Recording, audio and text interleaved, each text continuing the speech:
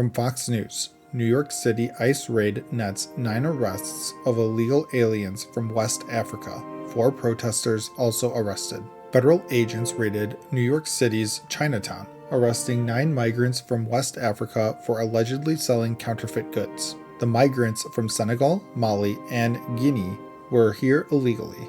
4 protesters were also detained for blocking officers and throwing objects. Officials say the protesters had criminal backgrounds, and one was charged with assaulting a federal officer. New York City Mayor Eric Adams distanced the city from the raid, emphasizing focus on violent criminals, not undocumented workers pursuing the American dream. From CNN, Republicans are ridiculing No Kings. A striking new poll shows Americans aren't laughing. Republicans have mocked the No Kings anti-Trump rallies as extremist, but new polls suggest many Americans share the concerns. A Public Religion Research Institute survey found 56% of Americans view Trump as a potentially dangerous dictator whose powers should be limited. This margin has grown since April.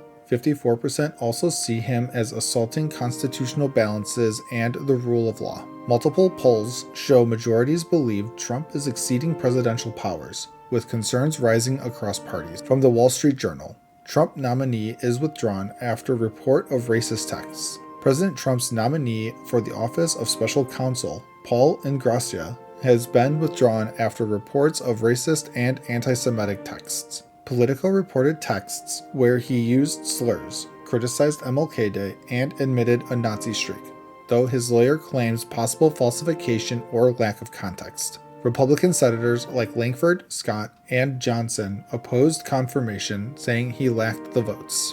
Ingrassia withdrew from a hearing, and the White House confirmed he's no longer the nominee amid prior concerns about his qualifications. From USA Today, Hegseth clamps down on military communications with Congress. Defense Secretary Pete Hegseth has banned most military officials from speaking with Congress without approval from a centralized office. The memo aims to ensure consistent messaging and support department priorities, covering interactions like base visits and reports. This includes the Joint Chiefs and Service Secretaries, but exempt roles like the Inspector General. The move may reduce transparency and follows tensions, like the Navy lobbying Congress to save a fighter jet program against Pentagon wishes. From CBS News, Historic Preservation Group seeks to pause White House wing demolition. The National Trust for Historic Preservation urges pausing demolition of the White House East Wing for President Trump's ballroom project. Concerns focus on the 90,000 square foot addition overwhelming the White House's scale and balance. Similar worries from the Society of Architectural Historians and American Institute of Architects call for public reviews.